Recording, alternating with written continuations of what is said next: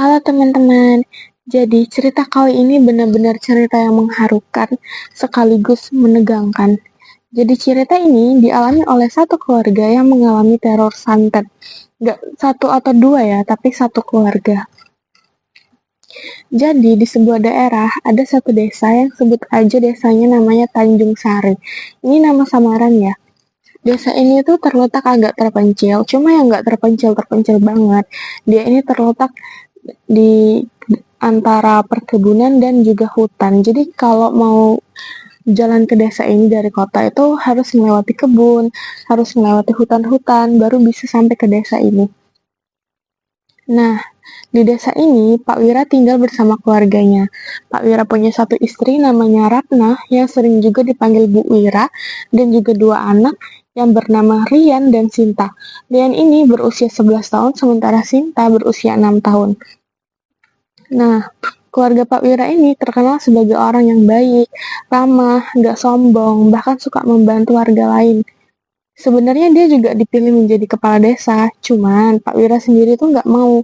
Ya karena sebenarnya dia nggak mau repot aja sih. Pak Wira ini emang tipe-tipe yang males repot, mager gitu. Kayak ya maunya nyantai. Kalau misalnya dia kepengen bantu ya bantu. Kalau dia nggak kepengen ya ya udah. Cuman ya baik dan semua warga juga suka sama Pak Wira ini. Nah, untuk ekonomi, Pak Wira ini termasuk orang yang berada di kampungnya. Bahkan secara turun-temurun, Pak Wira ini juga mendapatkan warisan dari keluarganya, kayak tanah, kebun, sawah. Ya, lebih-lebih sih.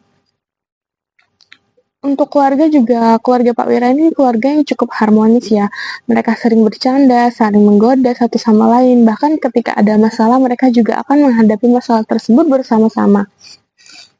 Ya, pokoknya udah apus banget sih keluarganya, udah berada, harmonis, terus kayak Pak Wira juga orang yang baik gitu, dan cukup terkenal lah di desa itu. Suatu hari, ada seorang pria bernama Pak Suro yang datang ke rumah Pak Wira ini. Perawakannya agak sangar dan menurut Sinta, anak-anak Pak Wira, dia bilang kalau Pak Suro ini orangnya agak menakutkan. Padahal menurut Bu Wira dan Pak Wira ya biasa aja sih. Pak Suro datang ke rumah Pak Wira dan menyampaikan bahwa beliau ini berniat untuk membeli sebidang tanah yang memang dimiliki oleh Pak Wira. Pak Suro menjelaskan kalau misalnya tanah yang ingin dimilikinya itu berada di sana dan disebutin lah itu tanah yang di sana Pak, yang dekat jalan besar. Terus setelah Pak Wira ingat tanah yang mana, nah ternyata tanah yang ingin dibeli oleh Pak Suro ini adalah tanah turun-temurun milik keluarga Pak Wira yang memang sangat dijaga oleh keluarga Pak Wira. Ya otomatis tentu saja Pak Wira langsung menolak lah, karena kan ini kan amanat dari keluarganya ya. Nah sebelumnya aku bakal ngejelasin dari background dari tanah tersebut ya, tanah yang pengen dibeli oleh Pak Suro ini. Tanah ini milik keluarga Pak Wira yang diwariskan secara turun-temurun. Namun, beda dengan tanah yang lain. Kalau tanah yang lain kan dijadiin kayak kebun, ladang, atau peternakan gitu. Kalau tanah ini, itu tidak dijadikan apa-apa. Keluarga Pak Wira hanya diamanatkan untuk menjaga tanah ini secara turun-temurun. Nah, warga di desa itu juga sebenarnya juga sudah tahu ya. Bahkan dipercaya ada sesosok penunggu bernama Dewi Lembah yang menjaga tanah itu, serta menjaga desa dari orang-orang yang memiliki niat buruk. Banyak juga kayak misalnya ada orang pintar atau orang yang agak-agak dukun gitu ya. Kalau misalnya lihat lewat dari tanah itu pasti bilang tanah ini punya spiritual yang sangat kuat. Namun sebenarnya Pak Wira ini tidak terlalu memikirkan itu. Dia hanya menjalankan amanat dari keluarganya aja. Disuruh keluarganya dijaga ya sama Pak Wira, cuma dijaga. Pak Wira tidak mengusik, tidak menjual, tidak menghancurkan, dan dia menghormati kepercayaan keluarganya itu. Nah, sementara background dari Dewi Lembah ini adalah dia ini penjaga yang baik ya guys. Dia penjaga yang baik, tidak pernah mengganggu, tidak pernah bermaksud buruk, bahkan dia menjaga. Kecuali kalau orang-orang tersebut memang memiliki niat yang buruk. Pasti pasti Dewi Lembah nih kayak tahu dan kayak langsung ngasih balesan gitu. Itu kayak udah jadi mitos yang udah terkenal sih di desa itu. Para orang tua juga sering menceritakan kayak dongeng kepada anak-anaknya. Jadi kayak sering diceritain gini-gini sampai ya kepercayaan itu mulai tersebar secara luas dan diceritain terus turun temurun kalau Dewi Lembah nih gini dan bahkan sampai sekarang pun masih diceritain dan kebenarannya tuh pun ada sebagian yang mempercayainya dan ada sebagian yang masih meragukannya. Jadi kayak ya ala-ala dongeng lah. Tapi kalau menurutku sendiri ya, entah itu dongeng, entah itu tidak, tapi nggak ada salahnya buat kita tuh jaga-jaga aja sih. Kalau misalnya datang ke tempat yang baru ya jaga sopan santun, jangan nggak sopan, jangan punya niat yang jelek gitu. Itu kan emang wajar ya guys. Nah, Nah, balik lagi ke cerita tadi, Pak Suro menawarkan ingin membeli tanah tersebut, ya konten sajalah sama Pak Wira langsung ditolak kan. Pak Suro bilang kan kalau misalnya dia pengen memiliki tanah itu, gimana caranya supaya Pak Suro ini bisa memiliki tanah itu. Cuman ya Pak Wira dengan halus dan juga dengan sopan tetap menolak tawaran dari Pak Suro. Bahkan Pak Suro ini pada tahun 2004, ingat ya guys, pada tahun 2004, Pak Suro menawarkan uang sebesar 1 miliar kepada Pak Wira untuk Pak Wira yang supaya Pak Wira ini mau ngejualin tanahnya. Cuman lagi-lagi Pak Wira tetap menolak hal itu dengan tegas. Dengan tegas tapi halus. Ngerti gak sih? Kayak, maaf ya Pak, saya tidak menjual tanah itu. Mungkin bisa cari tanah yang lain gitu mungkin. Cuman ya Pak Suro ini tetap kekeh gitu, tetap bilang gitu, emang kurang uang segitu mau saya tambahin, tapi Pak Wira tetap menolak dengan tegas, tetap ditolak sampai akhirnya Pak Suro ini menyerah.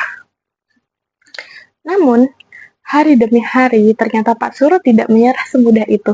Dia tetap sering datang ke rumah Pak Wira setiap hari untuk merayu Pak Wira supaya Pak Wira ini mau ngejualin tanahnya.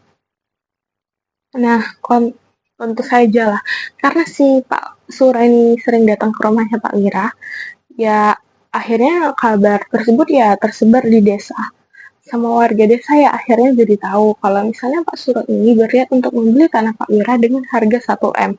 Tentu saja hal itu mengundang banyak pro dan kontra. Ada orang yang pro kayak jangan dijual tanahnya karena kan itu tanah yang turun-temurun dan dipercaya juga tanah tersebut menjaga desa ini karena udah selamat dari beberapa bencana dan juga udah gak pernah gagal panen dan terlindung dari bahaya lah. Nah, cuman orang yang kontra, menurutku orang yang kontra ini agak-agak mata duitan ya. Mereka berpikir kayak Pak Wira ini terlalu kaku. Kenapa nggak dijual aja tuh tanahnya? Kan kapan lagi harga 1 miliar cuman sebidang tanah gitu kan. 1 miliar pada tahun 2004 itu sangat-sangat gede ya guys ya.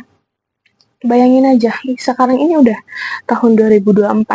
Saat tahun ini aja 1 miliar itu udah termasuk uang yang sangat besar, apalagi di tahun itu kan. Nah, akhirnya karena banyak warga yang pro dan kontra, dan akhirnya si Pak Suro ini mengubah strategi. Dia mendekati beberapa warga yang setuju. Terus Pak Suro ini nyuruh mereka supaya mereka nih ngebantu buat ngerayu Pak Wira kayak rayu dong Pak Wira biar tanahnya mau saya beli. Kalau misalnya Pak Wira ini mau tanahnya dibeli, saya beli, nanti kalian bakal saya kasih 10 juta. Jadi Pak Suro ini bilang kalau misalnya Pak Wira mau menjual tanahnya, setiap warga yang ikut membantu dia akan dikasih uang sebesar 10 juta. Ya, otomatis ya 10 juta. Siapa sih yang nggak mau dapetin itu? Cara cuma disuruh ngerayu-ngerayu Pak Wira doang. Iya, dari situ ya akhirnya banyak warga yang mau, banyak warga yang setuju. Ya akhirnya setelah itu keluarga Pak Wira ini jadi banyak diteror oleh orang-orang lain, diteror warga, sampai ibu Wira dan anak-anaknya juga kena tuh diteror oleh warga. Dan ya kayak terornya nih kayak gini ya palingnya, kayak ayo dok lu jual dong kebunnya, buat apa lagi kebun-kebunnya kan nggak pernah dipakai gitu-gitu. Bahkan sampai teman-teman sekolah Intan dan Rian itu juga diceceli dengan rayuan oleh orang tuanya supaya Pak Wira ini mau menjual tanahnya. Makin lama harga yang Pak Suro tawarkan ini semakin naik. Dari 1 M, Pak Suro menawarkan harga sebesar 2 M yang akan dibayarkan secara langsung cash kepada Pak Wira jika Pak Wira berniat untuk menjualnya. Waktu itu Pak Wira mulai bimbang dan sebenarnya udah mulai curiga kayak kok si Pak Suro ini kekeh banget mau jual tanah itu. Cuman tanah biasa kok sampai kepengen ngeluarin biaya 2 M gitu. Dikarenakan semua bujuk rayu, semua warga kan ngerayu tuh. Terus ditambah lagi Pak Wira ini mulai ngerasa tidak nyaman karena keluarganya diteror. Bahkan sampai mereka nih jadi jarang keluar rumah karena sudah tidak nyaman untuk keluar rumah. Dan dia ngerasa udah nggak bebas lagi sih ini. Anak-anaknya juga sampai tidak bisa ikut sekolah dikarenakan kalau mereka sekolah tuh satu sekolah tuh heboh karena kedatangan Rian dan Sinta. Saat itu Sinta kayaknya SD kelas 1 ya, umur 6 tahun. Nah, malam itu Pak Wira, istrinya, dan 2 anaknya seperti biasa, mereka melaksanakan sholat Isya, lalu setelah itu mereka makan bersama di meja makan. Nah, saat mereka tengah lagi makan bareng nih di meja makan, si Intan, kok jadi Intan? Si Sinta langsung bilang gini, dia langsung nyeletuk, jangan ambil kakakku, pergi sana. Terus dia melempar bukan gelas, cangkir yang berisi minumnya, itu cangkir kesukaan si Sinta ya, dia lempar ke belakang kakaknya, ceder. Nah langsung aja semua orang yang ada di meja makan itu ngeliat Sinta kan.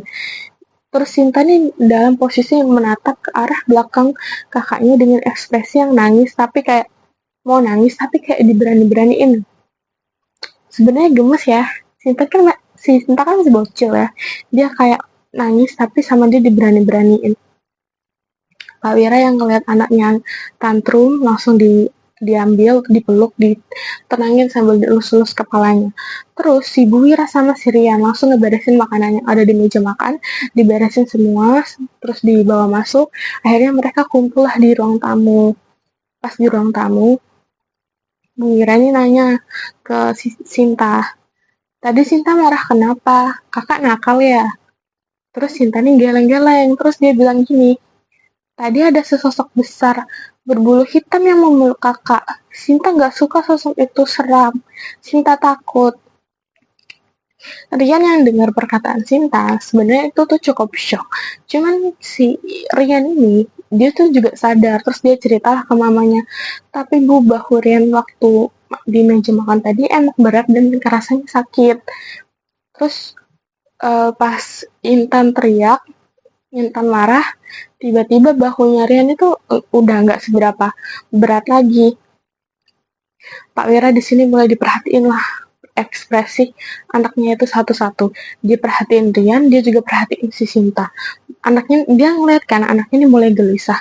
Terus Pak Wira ini langsung bilang, coba buka baju kamu. Rian yang diperintah gitu ya diturutin aja, dibukanya lah baju si Rian. Pas dibuka, terkejutlah si Pak Wira dan Bu Wira ini melihat bahunya si Rian ini udah lebam-lebam, udah biru-biru dengan lebamnya tuh kayak bekas telapak tangan, cuman jarinya tuh panjang-panjang ya guys. Terus ada bekas cakar-cakaran juga di bahunya. Terus Bu Wira yang ngeliat itu kaget lah, ya ampun nak, kok bisa kayak gini, kamu ngapain gitu-gitu. Terus ya Rian diam-diam aja. Terus Sinta kan langsung nangis liat kakaknya kayak gitu. Terus akhirnya bahunya tuh langsung dikompres lah sama si Bu Wira. Intan yang ngeliat itu ya dia celot terus, namanya bocah kan ya, pasti dia bilang ini pasti gara-gara makhluk tadi, ini pasti gara-gara, terus dia marah tuh sama bapaknya si Pak Wira ini, ditenangin lah si Intan ini sampai akhirnya si Intan ini ketiduran. Sampai akhirnya mereka berempat ini memutuskan untuk tidur di ruang tamu bersama-sama. Nah, saat ketiduran, semuanya tidur, malamnya Bu Wira ini tengah bermimpi. Dia lagi berjalan di jalan setapak menuju sebidang tanah milik keluarganya.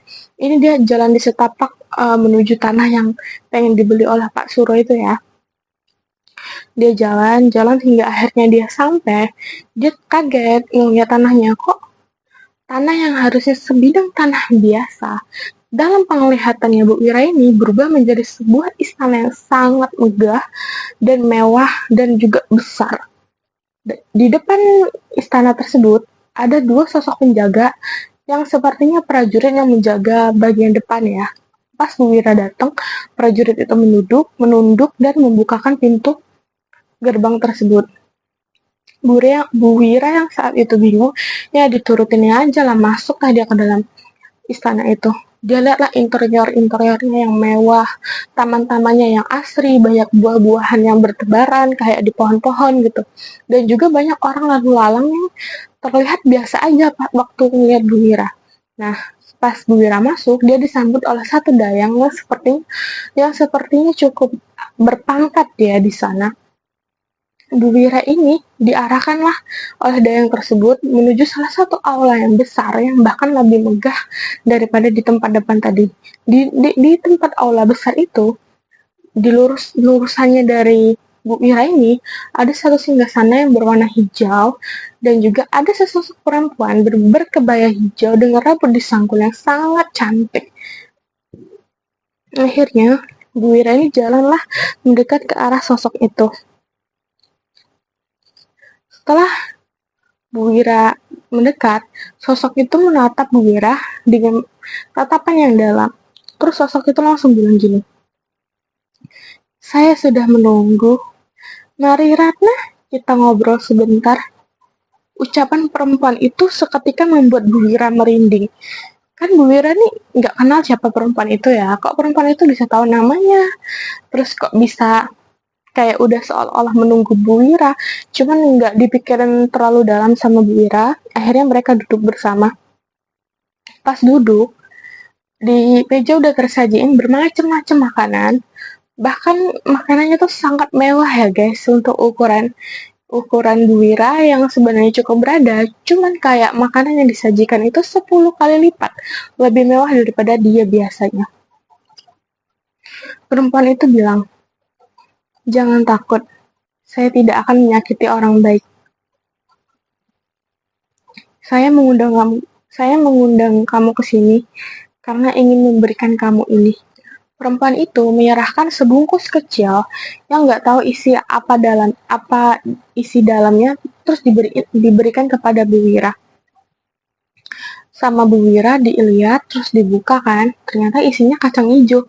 Ya Bu Wira bingung dong, kayak random banget tiba-tiba dikasih kacang hijau. Terus Bu Wira nanyalah ke perempuan itu, "Apa ini?" Perempuan itu ya tertawa, terus dia jawab, "Itu kacang hijau." Ya tahu maksudnya apa, mungkin kan dalam hatinya Bu Wira nih, iya siapa yang nggak tahu kalau ini kacang hijau. Cuman karena mungkin di situ Bu Wiranya tegang, terus agak takut juga, jadi Bu Wira ini nggak bisa ketawa lah. Terus perempuan itu tuh cuman bilang, kurang lebih bilangnya begini, "Lemparkan itu kepada orang yang berniat untuk merebut tanah ini, supaya mereka tidak bisa menyakiti anakmu." Lalu perempuan itu mendekat ke arah Bu Wira dan tangannya menepuk kepala Bu Wira. Seketika Bu Wira terbangun dan kaget. Pas dia bangun, ternyata itu mimpi. Pas dia lihat ke tangannya, beneran ada bungkusan yang berisi kacang hijau yang mirip dia mimpiin tadi malam. Pas dia lihat bungkusan di tangannya, Bu Wira langsung sadar, terus dia ngeliat bapaknya si Pak Wira lagi tidur dan anak-anaknya lagi tidur. Bu Wira ngeliat ke arah jam, ternyata udah subuh. Terus Bu Wira ngebangunin lah si Pak Wira, dibangunin lah suaminya ini kan, udah dibangunin. Terus setelah dibangunin, Bu Wira cerita apa yang dia mimpiin tadi malam. "Pak, tadi semalam aku mimpi gini, dapat kacang hijau gini. Terus Pak Wira yang ngedengar cerita Bu Wira, kayaknya Pak Wira ini nggak kayaknya yang kamu mimpiin itu Dewi Lembah. Mungkin dia ngasih kita kacang hijau bertujuan untuk ngelindungin kita. Nah, untungnya menurut aku si Pak Wira ini sekeluarganya cukup kompak dan baik ya. Jadi ketika kayak misalnya kayak Sinta tadi bilang jangan dekati kakakku, itu semua keluarganya notice dan langsung kayak pergikan dari dapur. Terus kayak itu kan, maksudnya enggak yang ngira Bu Sinta ini aneh atau Sinta ini tantrum atau apa tuh, enggak. Keluarganya tuh ngedengerin. Nah terus kayak ini, Ibu Wira bilang dia mimpi-mimpi kayak gini-gini, tapi Pak Wira ini bukan yang kayak denial atau bilang itu paling perasaan kamu tuh, enggak. Aku sukanya di sini. Pak Wira langsung tanggap dan dia mempercayai seluruhnya kepada keluarganya. Didengerinnya terus semuanya tuh ditanggapinya dengan baik. Ini aku suka banget sih sama keluarga ini. Oke lanjut. Singkat cerita, pas siang hari biasanya kan warga berkumpul tuh di kayak pos-posan gitu. Ada pos kamling gitu kan. Nah, di situ banyak warga yang berkumpul. Nah, di situ juga ada Pak Suro lagi duduk di pos itu. Pak Wira datang lah nih. Mereka lagi canda-candaan lah, lagi ketawa-tawa. Terus Pak Wira datengin Pak Suro. Terus Pak Wira to the point bilang gini, maaf Pak, saya sudah memutuskan untuk tidak akan menjual tanah saya. Saya mohon agar Bapak berhenti mengganggu keluarga saya. Warga yang mendengar itu ya cukup kaget, karena ya selama ini Pak Wira ini tidak pernah marah, tidak pernah terlihat kalau Pak Wira ini marah. Baru sekali ini Pak Wira terlihat setegas ini dan semarah ini. Pak Suro yang mendengar itu ya bangkit dari duduknya dengan tatapan marah karena tersinggung. Pak Suro ini bilang, jangan sembrono kamu. Kamu itu tidak ada apa-apanya dibanding denganku. Tanahmu itu hanya seonggok sampah yang tidak ada apa-apanya. Warga sebenarnya di sini udah mulai takut dengan situasi mereka berdua ya. Cuman warga ini kayaknya lebih takut gagal kehilangan 10 juta. Emang mata duitan semuanya nih.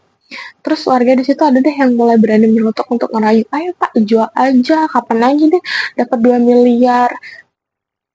Akhirnya ya Pak Wira diem, dia tidak bergeming, dia tidak menjawab ataupun menanggapi omongan dari warga tersebut. Terus karena Pak Wira entah kenapa tiba-tiba Pak Wira meraih kantongnya, terus dia ambil sesuatu dari kantongnya lalu dia lempar ke arah Pak Suro. Itulah kacang hijau yang dia dapetin dari Bu Wira tadi. Seketika setelah Pak Suro dilempar oleh kacang hijau, Pak Suro teriak kesakitan, kayak sakit banget. Nah, Pak Suro tuh teriak itu sakit, sampai seluruh warga tuh ikut ngerasa kesakitan, saking sakit dan ngemesnya teriakan Pak Suro ini ya. Tonton aja semua itu panik dan takut kan, langsung disamperinnya lah Pak Suro. Cuma kayak Pak Suro nih nolak disamperin. Terus Pak Suro menatap marah ke arah Pak Wira. Bajingan, kamu akan menyesal, ucap Pak Suro kepada Pak Wira dengan penuh dendam. Pak Wira cuma menjawab, kamu duluan yang ganggu anak-anakku. Aku tidak bersalah di sini. Pak Suro yang dengar itu ya langsung lari meninggalkan Pak Wira dan warga-warga. Di sini warga-warga banyak yang takut, tapi lebih banyak juga yang kecewa kepada Pak Wira karena gagal untuk menjual tanah itu. Tapi menurutku yang kecewa di sini mata duitan aja sih. Kalau misalnya nggak mata duitan ya nggak akan kecewa karena tanah itu kan tanah yang melindungi desa itu kan. Jadi kayak orang yang mata duitan aja yang kecewa. Setelah kejadian itu, ada sebuah insiden yang sangat aneh yang tiba-tiba terjadi di Desa Tanjung Sari. Desa Tanjung Sari ini yang selama ini baik-baik saja, tiba-tiba mengalami kekeringan air. Bahkan sampai gagal panen, saking keringnya. Padahal di desa ini tuh nggak pernah sekalipun kekeringan air ataupun gagal panen ya. Nah, di saat itu seluruh sumur yang biasanya beroperasi itu semuanya mendadak tidak bisa dioperasi. Tidak bisa, maksudnya bukan tidak bisa beroperasi ya, semua airnya tuh habis. Fakta yang lebih aneh adalah kekeringan ini hanya terjadi kepada warga yang hanya ikut membela Pak Suro. Sementara warga yang bersikap netral atau ikut membela Pak Wira itu tidak mengalami kekeringan air. Namun anehnya kekeringan itu hanya hal itu tuh hanya terjadi di rumah mereka. Jadi kayak misalnya ada nih keluarga yang netral yang tidak membela Pak Wira ataupun Pak Suro. Itu tidak sumurnya tuh ya maksudnya tuh adalah air tapi kayak cuma sebak doang gitu. Pas udah dipakai masak, udah dipakai mandi keluarganya tuh habis tidak bersisa gitu. Jadi kayak nggak bisa dibagi-bagiin ke tetangga. Sementara warga yang ikut ngebela Pak Suro itu tidak sama sekali tidak memiliki air gitu, benar-benar kosong kosong song saking keringnya gitu. Bahkan buat minum aja nggak ada. Ini fakta yang cukup aneh. Cuman di sisi lain, di rumah Pak Wira setelah insiden kacang hijau itu, keluarga Pak Wira tuh sudah tidak mendapat teror lagi ya, baik secara teror warga ataupun secara teror mistis. Jadi kayak udah tenang-tenang aja. Nah, karena udah kabar mengenai kekeringan ini udah berputar-putar lah ya di desa itu, ya akhirnya ya Pak Wira ini juga tahu kalau kekeringan ini, dan Pak Wira sama Bu Wira ini berdiskusi. Gimana kalau misalnya kita ngebantu nih buatin sumur buat warga di desa sini, dan Bu Wira juga mengusulkan supaya bagaimana kalau sumur besar itu dibuat saja di tanah yang ingin dibeli oleh Pak Suro ini ya. Kan tanah ini sebelumnya menjadi sengketa. Nah, lebih baik kita membangun sumur besar di situ supaya tanah ini tuh menjadi lebih bermanfaat dan enggak apa namanya? Enggak didiemin aja. Warga juga bisa ngambil air di sana kalau misalnya memang butuh, dan juga kita tidak akan membatasi itu. Dan juga kalau misalnya ditakutinnya ada apa-apa ya warga bisa ngebantu. Nah, akhirnya Pak Wira juga setuju lah dengan saran di Bu Wira ini. Oke lah, Pak Wira ngedatengin rumah kepala desa, terus dia ngumpulin seluruh warga dan mulai ngebicarain niatnya. Awalnya banyak warga yang tidak setuju lah, karena takut lah dengan tanah itu, takut backgroundnya nanti banyak hantu lah, takut inilah, takut itu. Terus ada juga yang nggak enak, karena kan udah ngarep 10 juta ya, ini diajakin bikin sumur buat desa ya, kayaknya Pak Wira terlalu baik sih. Terus ada juga yang tak banyak juga yang ragu gitu, kayak ini kan seluruh air di sumur-sumur itu kan habis, gimana kalau misalnya kita udah gali sumur ternyata airnya juga tidak ada. Terus Pak Wira sama kepala desa di sini coba ngeyakinin keluarganya kayak nggak ada salahnya sih kalau buat dicoba dulu, siapa tahu ada, siapa tahu kalau misalnya ada air, kekeringan ini bisa kita atasin. Untuk soal modal nanti biar saya yang tanggung, saya akan tanggung konsumsi untuk kalian makan, dan saya akan tanggung juga biaya-biaya material untuk membuat sumur ini. Warga yang makin gak enak lah kalau semuanya ditanggung oleh Pak Wira. Akhirnya warga ya setuju-setuju aja, mereka sudah berjanji besok akan bergotong royong untuk membuat sumur di tempat yang dituju, ialah di sebidang tanah itu ya. Keesokan harinya, mereka gotong royong untuk membuat sumur di tanah Pak Wira. Ibu-ibu juga membantu dengan memasak bersama di rumah Bu Wira. Semua bahan itu ditanggung oleh Pak Wira, namun banyak warga yang gak enak, jadi beberapa tuh ikut ngebantu. Yang bisa ngebantu ya kayak misalnya material, atau misalnya bisanya ngebantu itu apa, makanan, kayak misalnya nasi beras, gula, minyak, dan gitu-gitulah. Sampai karena banyaknya orang yang ikut membantu, sampai 3 hari kemudian sumur besar itu mengeluarkan air yang sangat deras, sangat jernih, dan bahkan sangat segar.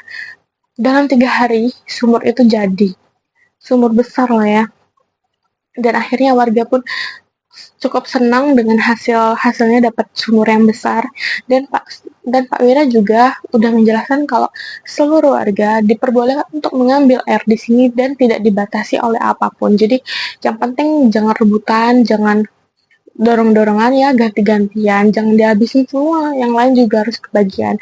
Tapi untungnya sumur itu kayaknya nggak pernah habis, kayak hari ini diambil besok penuh lagi, hari ini diambil besok penuh lagi.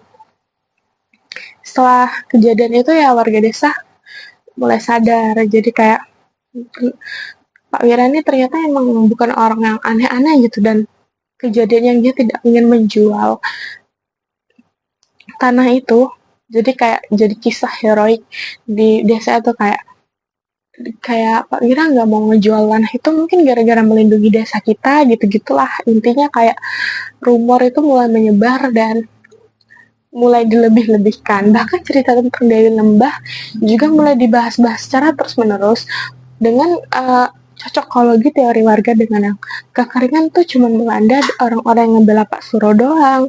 Terus setelah itu dibangun sumur di sana juga langsung ada airnya. Ya, semua warga mulai bergosip dan mencocokologi masing-masing lah. Sampai akhirnya ya kehidupan tetap berjalan sebagaimana mestinya. Sudah tidak ada lagi teror dan kehidupan keluarga Pak Wira juga mulai sangat amat tenang. Namun, ternyata ketenangan yang mereka alami ini tidak berlangsung lama. Keluarga Pak Wira tidak menyadari bahwa ketenangan yang mereka alami ini akan menjadi permulaan sebelum badai besar yang akan datang. Suatu malam, yang Rian juga lupa kapan itu harinya, dan ini ngerasa ada seseorang yang memanggil namanya di atas plafon kamarnya. Suara bisik-bisik memanggil namanya. Rian merasa badannya langsung kaku, dia tidak bisa bergerak ataupun berteriak. Namun, suara itu terus bergema di pelaponnya hingga mencapai kupingnya. Dia berbisik-bisik dengan suara yang berisik. Rian, Rian, Rian, Rian, Rian, Rian, Rian. Rian di sini pengen kabur, tapi kakinya ini tiba-tiba kan kaku. Hingga tiba-tiba ada sesosok wanita berambut panjang, berbaju putih sedang tertawa melihat Rian. Rian ngerasa takut, dia mau lari pun gak bisa. Anjay, merinding cuy. Perempuan itu mendekat ke arah Rian, lalu tangannya memegang leher Rian seolah ingin mencekik Rian. Namun tiba-tiba, Rian kehilangan kesadaran. Dia ngantuk dan sepertinya dia tiba-tiba kayak ketiduran gitu. Di sisi lain, dari POV Pak Wira ya, jadi POV-nya si Rian tadi udah selesai. Sampai dia dicekik, terus dia tiba-tiba ngantuk tidur pingsan. Nah, kalau dari sisi POV-nya Pak Wiranya lagi nonton TV bersama istri dan anaknya Sinta. Terus tiba-tiba pintu kamar Rian ini kebuka. Pas kebuka, Rian ini berjalan seperti biasa dan ikut nonton TV sambil makan cemilan.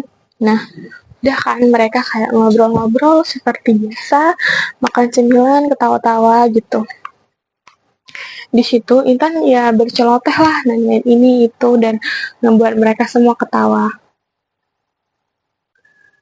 Intan ini ada di pelukannya Bu Wira ya, nggak dipeluk sih, kayak di sebelah-sebelahan sama Bu Wira. Tiba-tiba Intan ini berdiri terus jalan ke arah Rian. Rian seperti biasa lah. Terus Intan ini ngedeketin Rian, duduk di sebelah Rian, terus bilang gini, nanyalah ke Kak Rian seperti biasanya, seperti ngobrol kayak hari-hari biasa. Kak, ayo beli kucing, boleh gak kalau Intan punya kucing? Terus Rian ngejawab, boleh dek, emang mau kucing apa? Intan nih bilang, Intan kepengen punya kucing warna putih kak. Rian ngejawab lagi, oh iya boleh banget dek, nanti kita beli sama-sama ya. Sinta nih natap Rian ragu-ragu, dia kayak natap Rian ragu-ragu terus mulai gelisah. Setelah itu ya Rian nanya, adik kenapa? Sambil megang kepalanya Sinta dielus-elus kan. Terus Sinta nih gak ragu-ragu ngasih coklat kesukaan Sinta ke Rian. Pas dikasih sama Rian ya diterima, terus dimakan langsung kan. Terus Sinta nih nanya, enak gak kak? Ya Rian cuma ngangguk terus bilang, enak deh, emang ada lagi gak kakak suka nih? Terus Sinta tiba-tiba mundur terus dia teriak. Sontak aja pas dia teriak ya orang tuanya nyamperin lah. Terus Sinta bilang gini, kamu bukan kakakku, aku sudah tahu. Tatapan kamu tidak seperti tatapan kakakku. Bu Wira dan Pak Wira langsung ngeliatlah ke arah Rian. Rian dengan tatapan polos ngelihat baliklah ke arah Pak Wira dan Bu Wira. Terus Sinta nih tetap kekeh dan tantrum gitu. Pak Wira sama Bu Wira nih ngerasa mungkin si Sinta bercanda doang. Terus Pak Wira ngelihat ke arah Rian juga kayak sama seperti biasanya, nggak ada yang aneh ataupun berubah. Nah, Sinta ini tiba-tiba tetap kekeh dengan pendiriannya, dia berdiri dan dia megang bahu Rian. Mana kakakku? Kembalikan kakakku. Terus sama si Rian, Sinta ini dipeluk, terus dielus-elus lah kepalanya. Ini kakak deh, ini kak Rian. Sinta tetap marah lah dengar perkataannya Rian. Terus perkataan selanjutnya membuat orang tua mereka secara langsung tersadar dan panik. Sinta bilang gini, kakak kan gak suka kucing. Kakak kan takut sama kucing. Apalagi kucing putih. Kakak kan benci sama kucing putih. Soalnya dulu tas kesayangan kakak dirusakin sama kucing putih. Seketika semua langsung terdiam. Termasuk Rian sendiri. Terus Sinta ngelanjutin lagi perkataannya. Bukannya kakak nggak suka coklat bukannya kakak nggak suka coklat kesukaan Sinta. Kan kakak nggak suka kacang almond. Kakak bilang kacang almond rasanya aneh. Terus mata Pak Wira dan Bu Wira sekitar melotot ke arah Rian. Terus tiba-tiba Rian ketawa lebar tersenyum mengerikan. Lalu seketika suara yang sebelumnya adalah suara Rian berubah menjadi suara seram dengan suara serak. Terus dia ketawa menyeramkan. Menarik. Ternyata kamu anak pintar. Tidak bisa ditipu ya. Sambil senyum mengerikan. Rian melihat ke arah Sinta dengan tatapan yang cukup intens. Di situ Sinta kok pengen kabur, tapi dia tangannya langsung ditarik sama si Rian. Pak Wira langsung menghampiri Rian dan berteriak, Rian, sadar kamu nak? Cuman tiba-tiba Rian marah dan membalikkan meja. So TV-nya dibalik guys. Jadi jeger, meja so TV-nya kebalik. Sinta di situ menangis ketakutan. Dia takut karena tiba-tiba kakaknya ini berubah. Cuman karena Sinta ini nangis, dia makin marah lah sosok ini.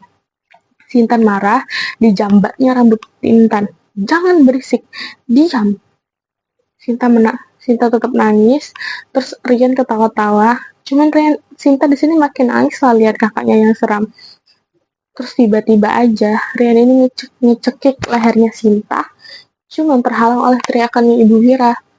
Rian, sadar nak, Sinta adikmu, adik yang kamu sayangi, adik yang kamu lindungi selama ini nak.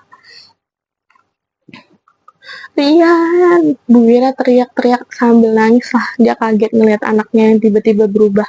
Teriakan Bu Wira dan tangisan Bu Wira ini seketika mengundang tetangga. Jadi semua tetangga nih datang ke rumah Pak Wira, terus dibuka paksa lah rumah pintu Pak Wira. Pas tetangga ini sampai, cukup kaget dengan keadaan rumah Pak Wira yang dimana udah bocor-bacir gak karuan. Ini meja TV kebalik, TV kepental, kondisi Pak Wira juga udah kepental. Terus Bu Wira ini juga nangis-nangis. Terus mereka ngeliat Sinta ini dicekik oleh kakaknya sendirian. Di situ udah mulai kacau sih. Warga udah kaget. Terus sebagian juga ada yang sadar kalau astagfirullah, Rian kesurupan. Semuanya cepat ambil Yasin, kita bacakan Yasin sama-sama. Tiba-tiba rumah Pak Wira ini jadi penuh warga yang baca Yasin buat Rian ini. Pas baca Yasin, merindingnya si Rian ini ikut baca Yasin bareng mereka sambil ketawa-tawa. Sinta ya nangis aja di sini ya, nggak bisa ngapa-ngapain. Apalagi Sinta ini bocil yang umurnya adalah 6 tahun ya guys. Menurutku dia ya cukup berani dan juga dia cukup peka ya dengan keadaan sekitar. Nah, selesai dibacain Yasin, sampai Yasin selesai, ternyata Rian juga tetap gitu-gitu aja. Maksudnya ya nggak lepas atau apa gimana. Pak Wira langsung didatengin anaknya. Begitu setiap dia mau ngedeketin Rian, Pak Wira ini selalu kepental lah guys, kayak ada angin yang langsung bus gitu, jadi kayak selalu gak bisa. Jadi Pak Wira ini langsung nanya, di mana anakku? Kamu kemana? Kamu apakan dia? Terus Rian hanya jalan-jalan sambil ketawa-tawa, terus dia ngulang Yasin, gitu-gitu. Warga di situ yang ngeliat langsung astagfirullah. Sinta di sini juga udah mulai lemas. Terus tiba-tiba gak tahu kenapa tiba-tiba Sinta ini mukul kepala Rian kayak dipukulnya terus dia bilang, mana kakakku, kembalikan kakakku. Hal tersebut yang membuat Rian tambah marah lah sama Sinta. Akhirnya Rian yang ngecekik Sinta dengan lebih kuat dari sebelumnya.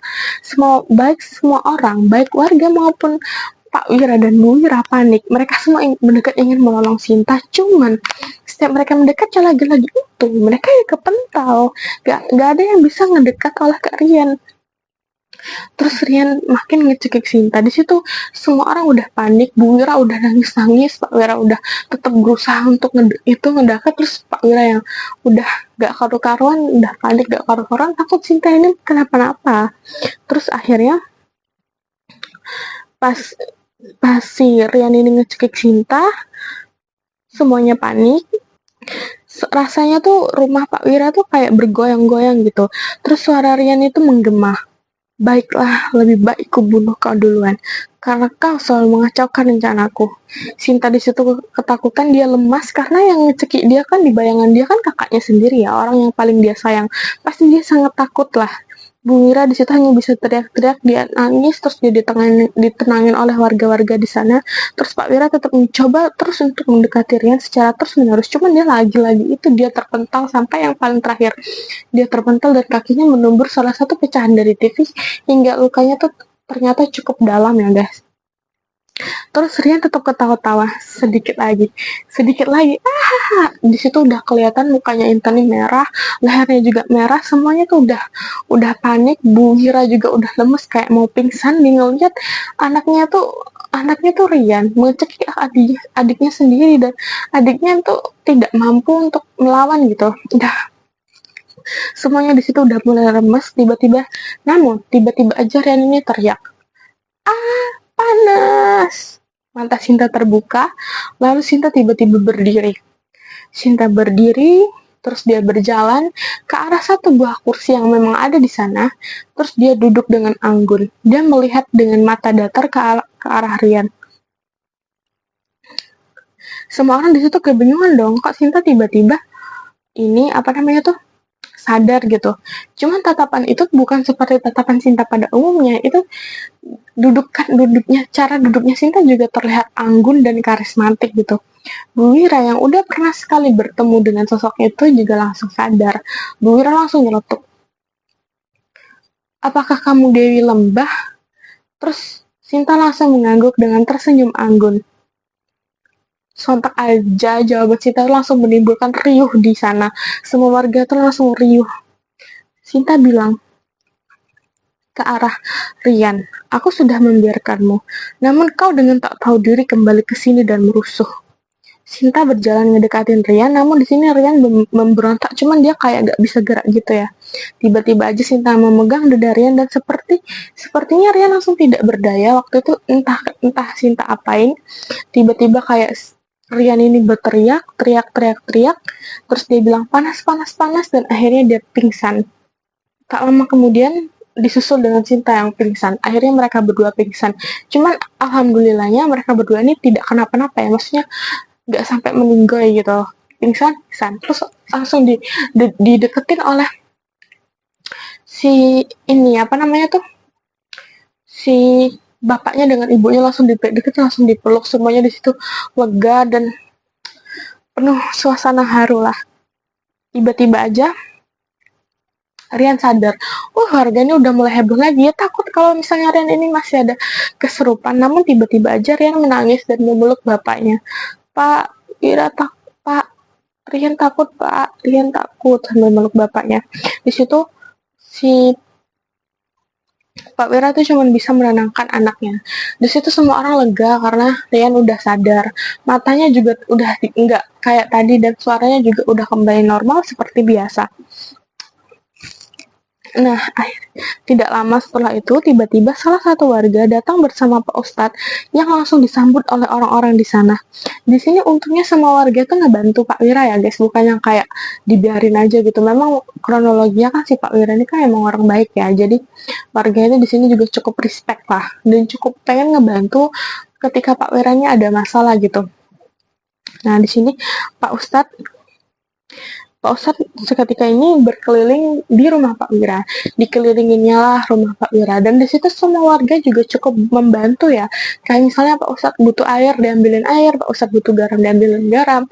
Karena emang suasana di rumah itu ya cukup rusuh gitu setelah Intan dan si Rian tadi. Semua kondisi Intan dan Rian ini sama-sama parahnya ya, cuma lebih parah Intan lagi, lebih parah Sinta ketimbang Rian, karena Sinta kan masih bocah ya, sampai dicekik sampai hampir mati itu kan pasti sakit banget. Nah,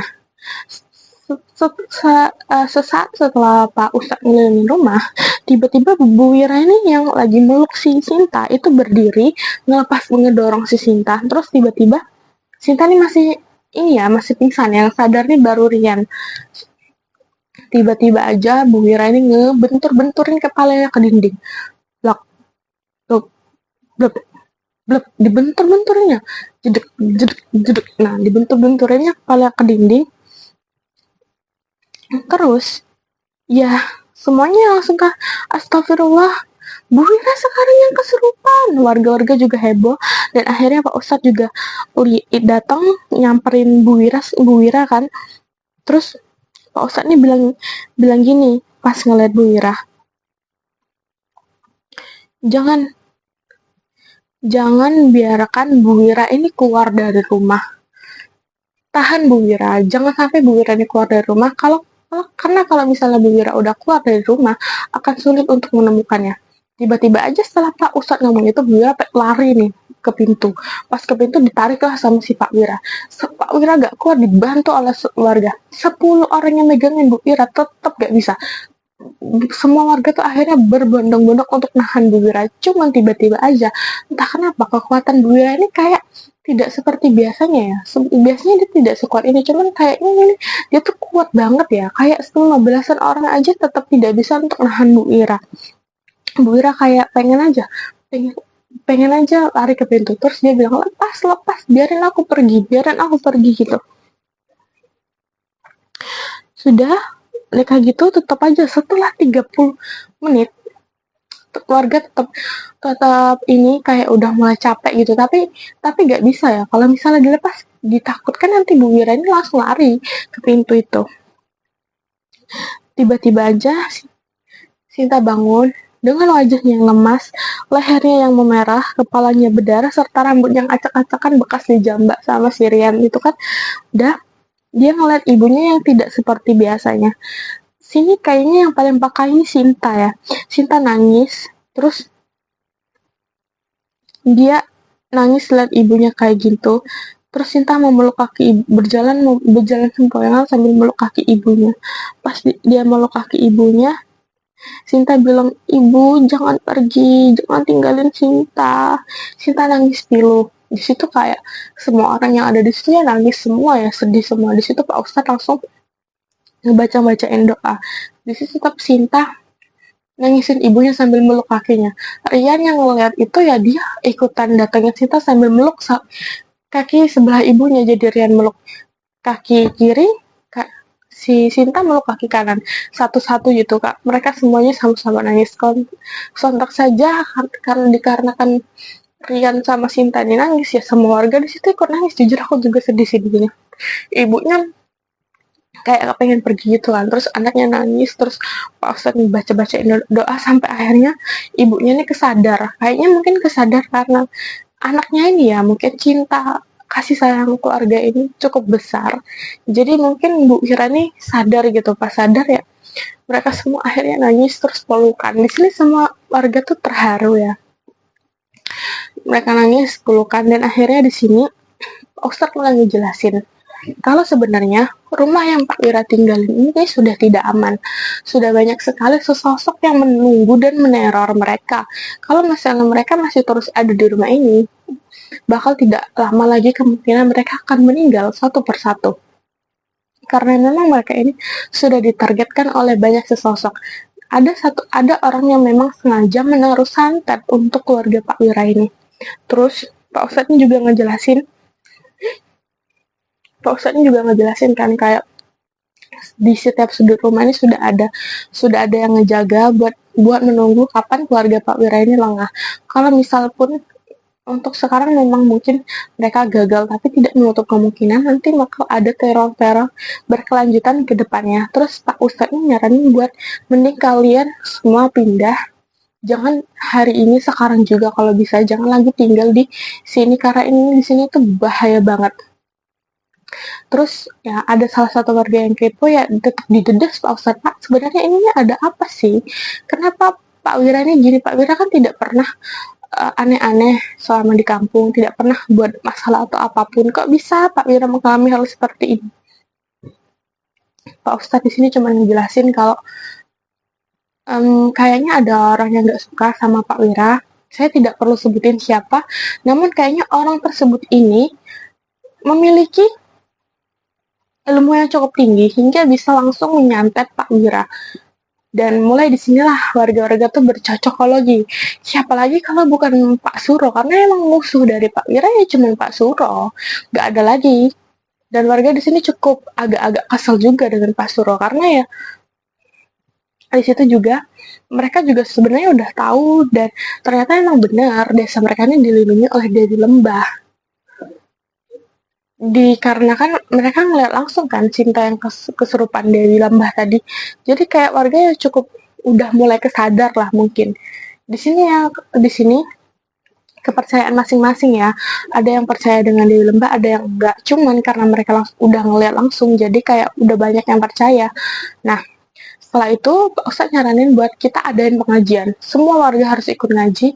Kita ruqyah keluarga Pak Wira dan ini keluarga Pak Wira dan anak-anaknya ini di ruqyah di ngajiin bersama bareng-bareng. Di rumah itu juga mereka ngaji, terus Pak Ustadz ini kayak mungkin melakukan ritual entah atau apapun itu.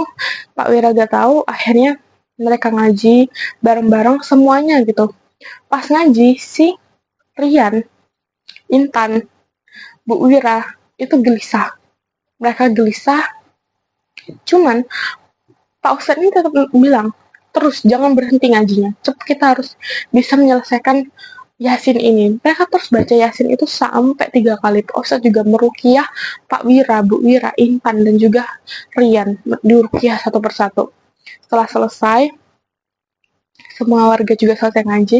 Seluruh warga dibawa keluar. Terus Pak Ustadz ini mengultimatum semua orang kayak jangan ada yang masuk ke rumah ini. Baik Pak Wira, setelah barang-barang penting juga udah diambil, jangan balik lagi ke rumah ini karena rumah ini nih sangat-sangat berbahaya. Meskipun bukan Pak Wira, orang-orang lain juga jangan pernah memasuki area ini karena area ini sangat-sangat bahaya.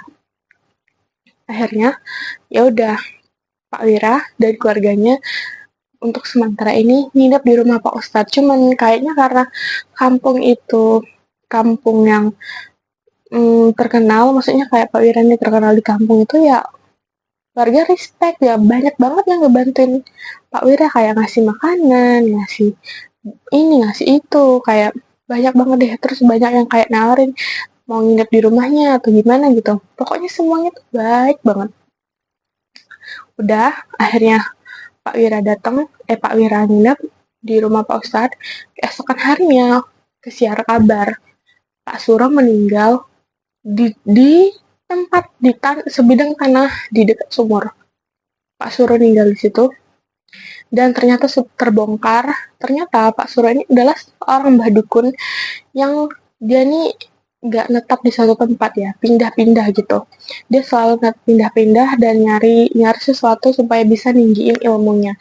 Dan diceritakan menurut mata-mata, bukan mata-mata sih, kayak seseorang yang berkomunikasi langsung dengan Pak Suro itu bilang katanya kalau tanah itu sebidang tanah milik Pak Wira ini memiliki tingkat spiritual yang tinggi yang bisa meningkatkan ilmu dari Pak Suro ini. Jadi Pak Suro ini memang kepengen banget punya tanah itu, cuman ya karena nggak bisa ya Pak Suro ini nyantet Pak Wira karena nggak bisa juga nyantet Pak Wira. Dibalas oleh Pak Ustadz dan juga bantuan Dewi Lembah, akhirnya santet itu berbalik sendiri ke Pak Suro hingga Pak Suro akhirnya meninggal. Dan juga hal yang lebih mengagetkan lagi, rumah Pak Wira, sebelumnya Pak Wira kan pindah ke rumah, maksudnya tinggal di rumah Pak Ustadz ya. Ternyata rumah Pak Wira dalam semalam itu roboh dan ternyata di robohan rumahnya itu ada 2 orang yang meninggal itu 2 orang itu warga dari desa yang dicurigai itu mau maling isi dari rumah Pak Wira ini ya. Cuman belum sempat mereka keluar, mereka udah nggak bisa keluar